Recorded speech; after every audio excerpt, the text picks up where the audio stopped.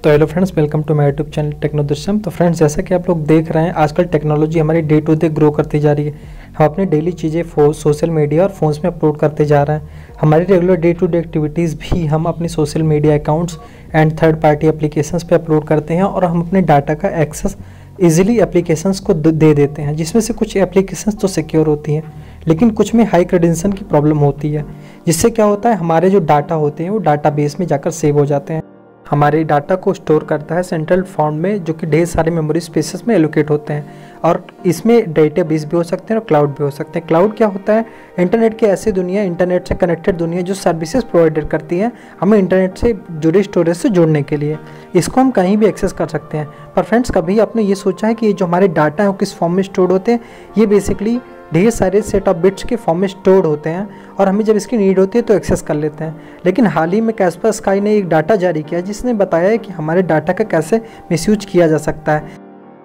Kaspersky की इस tweet के अकॉर्डिंग हम इजीली देख सकते हैं कि हमारे डाटा की वैल्यू क्या है और डार्क वेब में ये कितने डॉलर तक का बिक सकता है। तो क्रेडिट कार्ड्स की जो डिटेल होते हैं जो हम थर्ड पार्टी ऐप को प्रोवाइड कर सकते हैं, जो कि सिक्योर नहीं होता, $6 to $10 में इजीली अगर चाहे तो बेच सकते हैं। हमारे डील्स की डिटेल्स, पासपोर्ट की, सब्सक्रिप्शन सर्विसेज की जो सेल्फी डॉक्यूमेंट के साथ अपलोड होते हैं, वो मेडिकल हिस्ट्री, आइडेंटिफिकेशन जैसे जिसमें आधार कार्ड की डिटेल होती है, पैन कार्ड की डिटेल हो सकती है। ये फ्रेंड्स बेसिकली इजीली दाम पे आप डार्क वेब में कई लोग बेच देते हैं, जो कि गलत है और ये इलीगल भी है, बट हमें पता नहीं होता है क्योंकि हमने क्या दिया हुआ है, एक्सेस दिया हुआ है।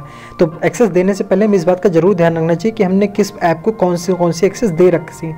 अब जैसे कि डार्क वेब में क्या होता है, सारे इलीगल काम होते हैं, जो एक नेट ऑफ कनेक्टिविटी होती है जिसमें सारे इलीगल काम किए जाते हैं। इसमें डाटा भी बेचा जाता है और इसमें क्या हो सकता है, इसमें हथियार की सप्लाई वगैरह होती है। जैसे क्या होता है, कई थर्ड पार्टी ऐप होते हैं जिसमें हमने अपने कार्ड की डिटेल्स दे रखी होती हैं। कई ऐसे वेबसाइट्स होते हैं जो हमें पता नहीं होता कि वो सिक्योर है कि नहीं, बट हम अपनी सारी डिटेल्स उनको प्रोवाइड कर देते हैं। तो इस कंडीशंस में होता क्या है कि ये हमारा एक डिसएडवांटेज टाइप का भी है, जिससे कि हैकर क्या हो सकता है, इजीली आपके डाटा को हैक कर सकता है और इजीली आपके डाटा में सारी मिसलीनियस एक्टिविटी को कैच करके वो क्या कर सकता है, अपना काम निकाल सकता है। इससे क्या हो सकता है, कई बार क्या होता है, वो ब्रूस पर अटैक बैक करते हैं और क्या कर सकते हैं, आपके डाटा को जाम कर देते हैं और इजीली वो आपके डाटा को एक्सेस कर लेते हैं। इससे फ्रेंड्स हमारे डाटा को तो नुकसान होता है और इससे हमारे सिस्टम को भी डैमेज हो सकता है। डाटा जो कि आज के ज़माने में सबसे इंपॉर्टेंट क्रेडेंशियल इन्फॉर्मेशन है, इससे किसी भी ऐप और डाटा को अपने पर एक्सेस और सिक्योरिटी और परमिशन देने से पहले हमें इस बात का ध्यान रखना चाहिए। रोबोटिक्स और एआई, जैसा कि हम लोग जानते हैं कि धीरे धीरे बहुत ही ग्रो करने जा रही है।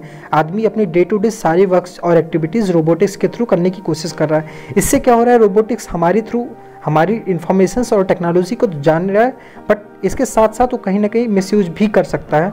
तो हमें क्या होता है, डाटा की, आप जानते हैं कि जो भी डाटा के रोबोटिक्स वगैरह हैं, ये क्या होते हैं, इजीली क्या होते हैं, डाटा को मैन्युफैक्चर कर सकते हैं और ये क्या कर सकते हैं, डाटा बिल्ड होती है।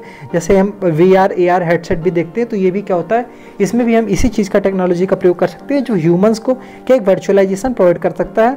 तो फ्रेंड्स, जैसा कि आप लोग जानते हैं कि डाटा हमारा सबसे इंपॉर्टेंट है, सारा खेल डाटा का ही है, तो हमें डाटा इजीली सिक्योर रखना पड़ेगा। तो परमिशन देने से पहले आप ये देखिए कि आप किस ऐप को कौन सा परमिशन दे रहे हैं और वो ऐप का परमिशन सिक्योर है कि नहीं। अगर वो ऐप सिक्योर नहीं है तो आपको क्या हो सकता है, फ्यूचर में प्रॉब्लम दे सकता है। हालांकि ब्लॉकचेन एक्टिविटी आने तक हमें इस चीज़ का वेट करना चाहिए, क्योंकि ब्लॉकचेन में थोड़ी सी ये प्रॉब्लम फिक्स हो सकती है, बट कंप्लीट नहीं, क्योंकि 100% एफिशिएंसी किसी चीज़ की नहीं होती है। हैकर कहीं से भी आपके फ़ोन में या आपके सिस्टम में बैकएंड के थ्रू या किसी भी प्रॉब्लम्स के थ्रू या किसी भी बैकएंड के थ्रू वो घुसकर क्या कर सकता है, आपके सिस्टम को डैमेज कर सकता है। तो इस बात का विशेष ध्यान रखिए। और क्या होता है, कैस्परस्काई की इस रिपोर्ट से हमें ये भी पता चल गया कि हमारे डाटा की एक्चुअल वैल्यू क्या है। तो किसी भी चीज़ को, किसी भी ऐप को परमिशन देने से पहले हमें इस चीज़ को इजीली ध्यान रखना चाहिए कि वो हमारा डेटा जा किसके पास रहा है और वो सिक्योर है कि नहीं, या इसका कोई मिसयूज हो रहा है कि नहीं हो रहा है। रोबोटिक्स और AI का ग्रोथ डे टू डे हमारे लिए एडवांटेज तो ला रहा है, लेकिन साथ में कुछ प्रॉब्लम्स भी लेके आ रहा है। जैसे वो मशीन के बारे में और इंसान के बारे में टोटली एनालिसिस करके क्या कर सकते हैं, अपने फ्यूचर या एनालिटिक रिस्पांस को प्रोवाइड करते हैं। इससे हमारी वर्क्स तो इजीली परफॉर्म हो जाते हैं, लेकिन इससे क्या होता है, हमारे डाटा को सिक्योर होने में खतरा होता है।